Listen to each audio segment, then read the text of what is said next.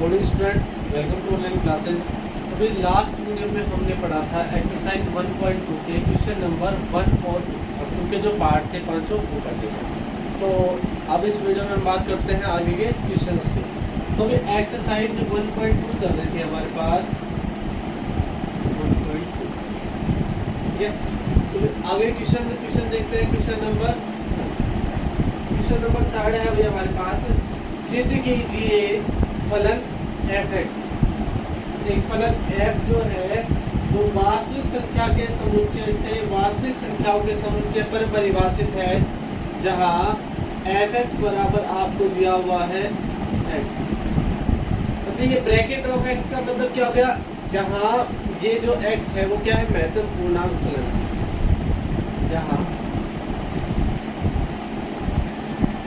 Bracket of x महत्तम पूर्णांक फलन है। तो महत्तम पूर्णांक फलन के बारे में देखेंगे। हमें सिद्ध करना है कि यह न तो एकेकी है और न ही आच्छादक है। सिद्ध करना है क्या?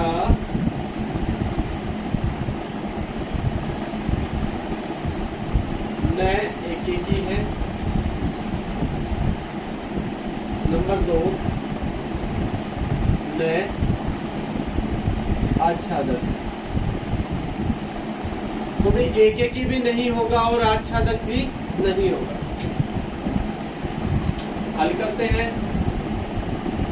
हल करने से पहले हम जान लेते हैं कि फलन जो है वो किस प्रकार परिभाषित है। तो भी फलन जो है वो महत्तम पूर्णांक फलन है। अब महत्तम पूर्णांक फलन हमने पढ़ा था क्लास 11th में। महत्तम पूर्णांक फलन के बारे में थोड़ा सा डिस्कस कर लेते हैं कि f(x) बराबर यदि आपको दिया हो मोड ब्रैकेट ऑफ x। अच्छा, जैसे माना x बराबर आपने ले लिया 1.2, ठीक है। तो ब्रैकेट ऑफ 1.2 की वैल्यू कितनी आएगी भाई? 1। सबसे बड़ा पूर्णांक क्या है यहाँ पे? 1, ठीक है। x बराबर आप लेते हो 1.5, तो भी क्या आएगा? 1। x बराबर लेते हो आप 1.7, bracket of 1.7 is equal to भी क्या आएगा? 1। फिर पूर्णांक संख्या देखी जाती है। इसमें पूर्णांक संख्या कौन सी है? वो क्या है? 1। x बराबर आपने ले लिया 1.9, तो 1.9 के लिए भी क्या आएगा? 1 ही आएगा। अच्छा, x बराबर आपने ले लिया 2.2, इसका मान कितना आएगा? 2। यहाँ पर पूर्णांक संख्या क्या है भाई? 2 है। x बराबर आ गया 2.7, तो क्या आएगा? 2। x बराबर 2.9, तो पूर्णांक संख्या। तो भाई ये थी महत्तम पूर्णांक फलन के बारे में कि अगर आप x का कुछ भी मान मानते हो तो f(x) बराबर क्या आएगा? पूर्णांक संख्या आती है, ठीक है। जो भी पूर्णांक से x का मान आप मानते हो, ठीक है। अब बात आती है एकेकी और आच्छादक की। सबसे पहले हमने पढ़ा महत्तम पूर्णांक फलन क्या होता है? ये होता है महत्तम पूर्णांक फलन।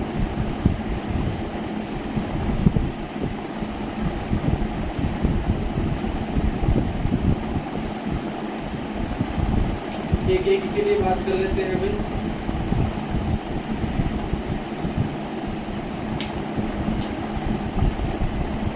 एकेकी के लिए क्या करते थे? प्रांत के से 2 अवयव लेने हैं। माना देखिए भाई, दोनों अवयव आप पर्टिकुलर मान सकते हो वास्तविक संख्या। जैसे आपने x1 बराबर क्या मान लिया? आपने मान लिया 1.7, ठीक है। x2 बराबर क्या मान लिया आपने? 1.9, ठीक है। दोनों ही संख्या क्या है? भिन्न भिन्न। f(x1) का यदि आप मान निकालते हो तो क्या आएगा भाई? x1 बराबर क्या ले लिया? 1.7, और 1.7 की जगह 1.7 का ब्रैकेट, इसका मान कितना आता है? 1। x2 का यदि मान निकालते हो तो x2 कितना है? 1.9, ब्रैकेट ऑफ 1.9, इसका मान कितना आएगा? 1। देखिए भाई, किन्हीं भी 2 अवयव का प्रतिबिंब क्या है? समान है। यहाँ f(1.7) बराबर है किसके? f(1.9) दिख रहा है भाई। दोनों का मान क्या है? बराबर है। लेकिन दोनों अवयव बराबर नहीं है, 1.7 जो है वो 1.9 के बराबर नहीं हो सकता, तो हम क्या कह सकते हैं, अतः f जो है वो एक की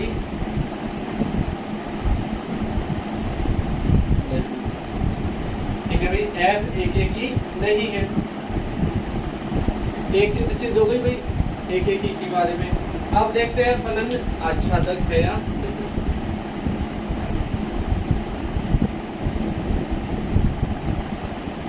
देखिए भाई आच्छादक के लिए क्या करते हैं, परिसर से आप कोई भी अवयव लेते हो उसके संगत एक पूर्व प्रतिबिंब किस में होना चाहिए, प्रांत के अवयव में होना चाहिए। तो एक बार वैसे समझा देता हूं मैं, आर ये जो है यहाँ पे भी आर है, ठीक है।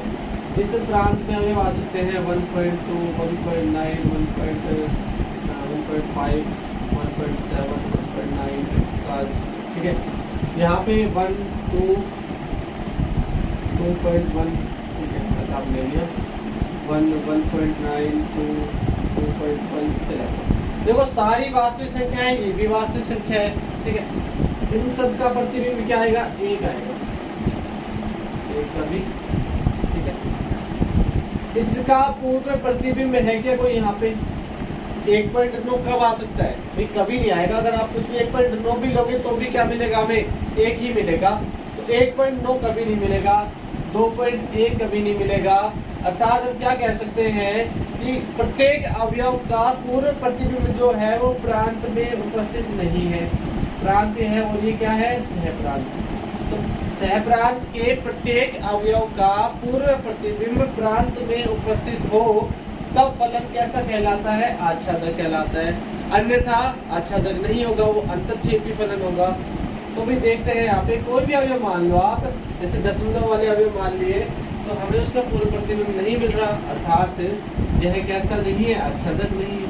तो इसको लिखेंगे कैसे, माना y बराबर 1.9 मान, जो कि क्या है, वास्तविक संख्या के लिए प्रांत के समुच्चय R में x बिलोंग्स टू R का x बिलोंग्स टू R विद्यमान नहीं है,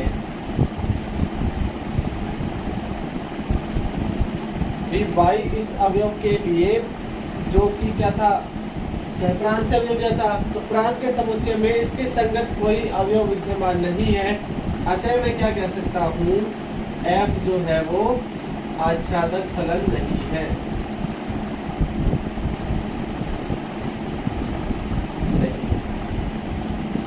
इस प्रकार हमें क्या करना था भाई, सिद्ध करना है कि फलन एक ही है या आच्छादक है या नहीं है।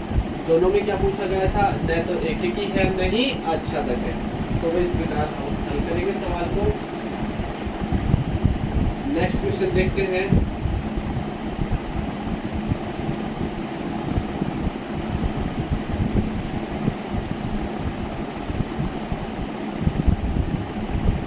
तो भी देखिए नेक्स्ट क्वेश्चन है अपने पास, सिद्ध कीजिए कि f जो है r से r में परिभाषित है। fx बराबर आपको दिया हुआ है मोड ऑफ x, यानी मापांक फलन। x आपको क्या दिया हुआ है, मापांक फलन, जहां x मापांक फलन है। तो हमें सिद्ध करना है कि न तो एक ही है और न ही आच्छादक है। यही दो बातें सिद्ध करनी है, न तो एक ही होगा न ही आच्छादक होगा। क्वेश्चन नंबर बात आती है। तो देखिए महत्व मापांक फलन के बारे में आप जानते हैं अच्छे से, बता देता हूँ फिर दोबारा कि मापांक फलन क्या होता है। अगर आप x का कोई भी मान लोगे तो वो क्या आएगा, हमेशा धनात्मक आएगा। जैसे मोड ऑफ x जो है वो किसके बराबर हो सकता है, एक बार x के बराबर, एक बार माइनस x के बराबर। यदि x का मान 0 या 0 से बड़ा हो तो धनात्मक, यदि x का मान 0 से छोटा होगा तो ऋणात्मक। ठीक है, तो मोड ऑफ x इस रूप में परिभाषित होता है। मापांक फलन हो गया ये। अब बात आती है किसकी, एक एक की और आच्छादक के बारे में।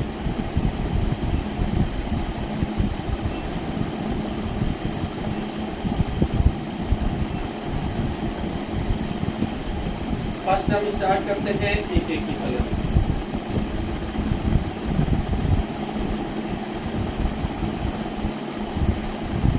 तो भाई एक एक के लिए मैंने क्या बताया था, प्रांत से दो अवयव लेने हैं हमें। माना x1 बराबर आपने ले लिया 1, जो कि क्या है, वास्तविक संख्या है। x2 भी क्या ले लिया आपने, -1, जो भी क्या है, एक वास्तविक संख्या है।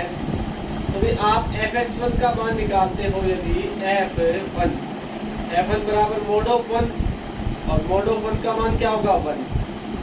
fx2 बराबर निकालते हो तो f -1, यानी mod of -1। और मोड के अंदर चाहे ऋणात्मक संख्या हो चाहे धनात्मक संख्या हो, मान क्या आएगा अपने पास, पॉजिटिव आएगा। तो भाई यहाँ हम देखते हैं f1 बराबर f -1, लेकिन हमें क्या मिला, एक जो है वो -1 के बराबर नहीं है। अतः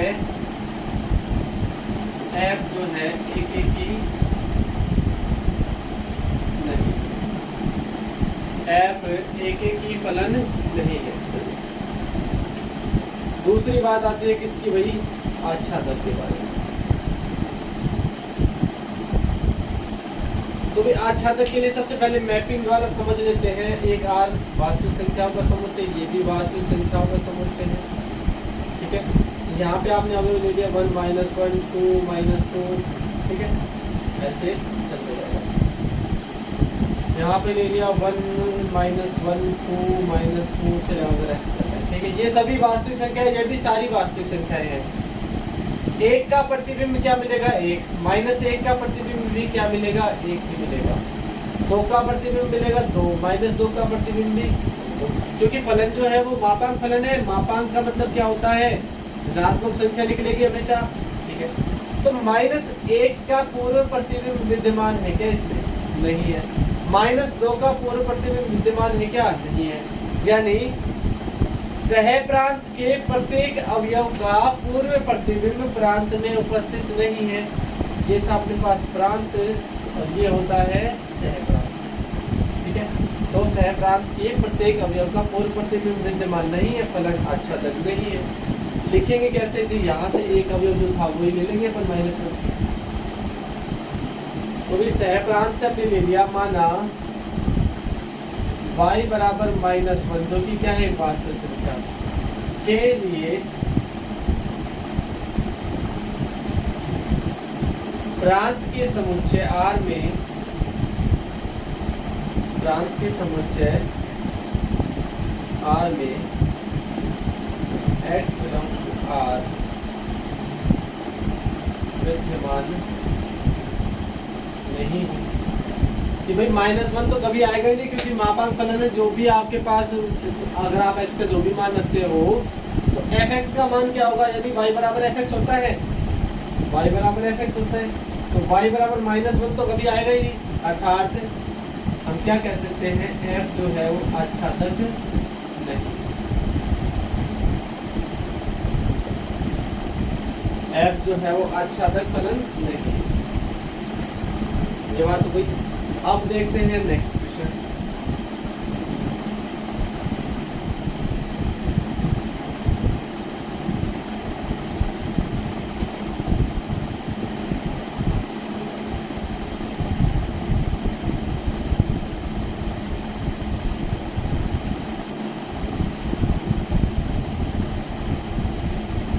नेक्स्ट क्वेश्चन है मेरे पास, क्वेश्चन नंबर 5,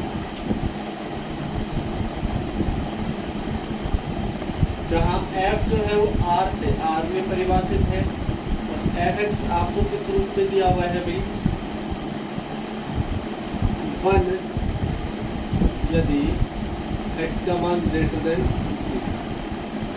0, यदि x बराबर -1, यदि x लेस देन, x का मान 0 से छोटा होगा तो -0 के बराबर है तो 0, और x का मान 0 से बड़ा है तो 1। द्वारा प्रदत्त फलन न तो एक एक ही है न ही आच्छादक है। सिद्ध करना है नंबर 1 एक एक ही नहीं है, नंबर 2 आच्छादक नहीं है। तो भी न तो यह फलन एक एक ही है और न ही आच्छादक है, यह हमें सिद्ध करना है। सॉल्व करेंगे भैया आराम से। सॉल्व करने के लिए सबसे पहले हम क्या बात करते हैं, एक एक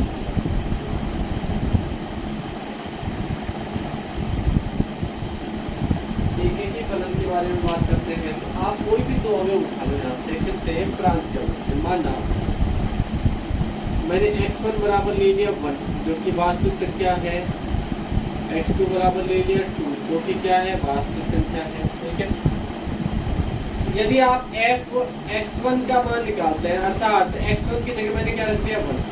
देखिए x का मान 0 से बड़ा होगा तो क्या आएगा, 1 आएगा। तो 1 जो है वो 0 से बड़ा ही तो है, तो इसका मान क्या है अपने पास, fx2 का मतलब क्या हुआ, f2। तो जो है वो 0 से बड़ा है, 0 से बड़ा हो उसका मान क्या आएगा भाई, 1 ही आएगा। तो भाई दोनों अवयव के प्रतिबिंब समान है, तो हम क्या कह सकते हैं यहाँ fx1, या फिर आप लिख सकते हो क्या, f1 बराबर किसके है, f2 के। लेकिन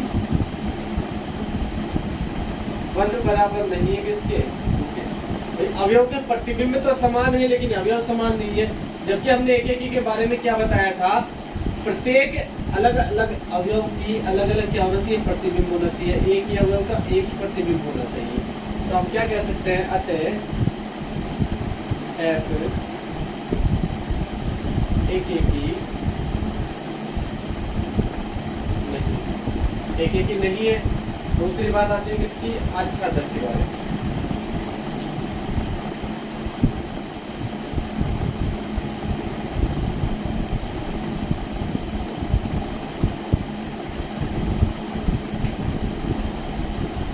आच्छादक के बारे में देखते हैं हम। इस सहप्रांत के अवयव, सहप्रांत के समुच्चय से कोई भी एक अवयव उठाना है। माना y बराबर 2 लिखा, ठीक है, 2 बिलोंग्स टू R।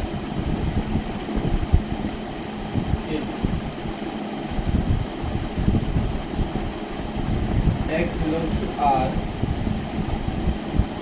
विद्यमान नहीं है, ताकि y बराबर fx बराबर कितना है, तो देखिए भाई fx के तो 2-3 ही मान संभव है, या तो 1 आएगा या 0 आएगा या फिर -1 आएगा। मतलब 2 तो आएगा ही नहीं, और 2 नहीं आएगा था तो हम क्या कह सकते हैं कि वास्तविक संख्या के समुच्चय में इन 3 अवयव को छोड़कर प्रत्येक बाकी सभी अवयव का पूर्व प्रतिबिंब विद्यमान नहीं है। मतलब 2 का पूर्व प्रतिबिंब उपस्थित नहीं होगा। यानी x का मान आप कुछ भी रख लो, लेकिन y का मान हमें 2 कभी नहीं मिलेगा। अतः f आच्छादक भी नहीं। तो हमें 2 चीज सिद्ध करनी थी, एक एक ही और एक आच्छादक। दोनों के दोनों करती, न तो एक एक ही फलन है न ही आच्छादक फलन।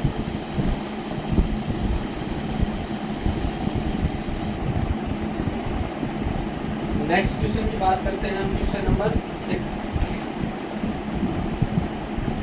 क्वेश्चन नंबर 6 में आपको दिया हुआ है, माना कि समुच्चय A है अपने पास 1 2 3, समुच्चय B है अपने पास 4 5 6 7, और एक फलन f जो है वो किस प्रकार परिभाषित है, 1 4 2 5 3 6। f जो है वो समुच्चय A से B में परिभाषित। सिद्ध क्या करना है हमें,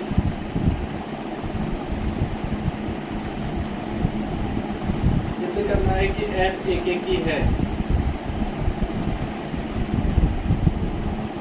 f एक एक ही फलन है, यह सिद्ध करना है। सिद्ध करेंगे भाई, इस प्रकार करेंगे एक एक ही के लिए हमने क्या पढ़ा था, प्रत्येक अलग अलग अवयव के लिए अलग अलग प्रतिबिंब होना चाहिए।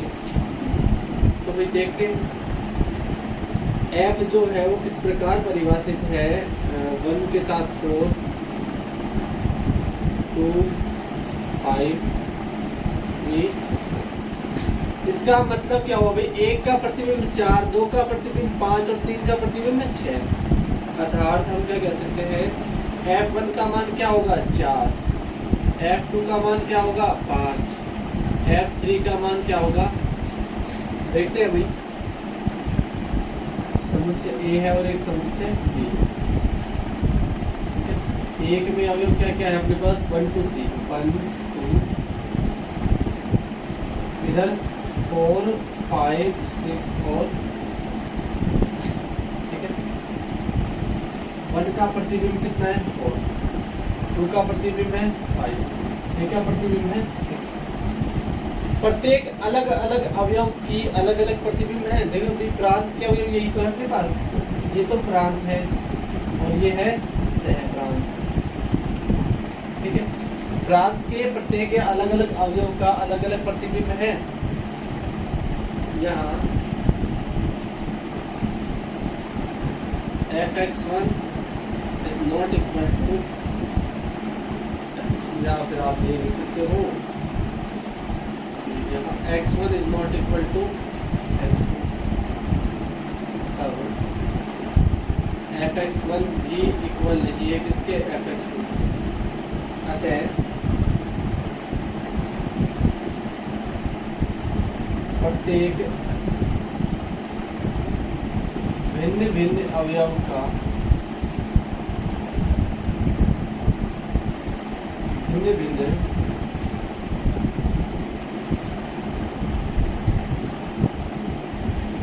प्रतिबिंब विद्यमान है। तो f जो है वो कैसा फलन है, एक एक ही फलन, f एक एक ही फलन है। इस प्रकार से हम सिद्ध करेंगे कि फलन किस प्रकार कैसा था, एक एक ही फलन है। तो आगे के क्वेश्चन जो है वो नेक्स्ट वीडियो में देखते हैं। तो इन सभी क्वेश्चंस को जो है प्रैक्टिस करेंगे, सॉल्व करेंगे। Thank you guys.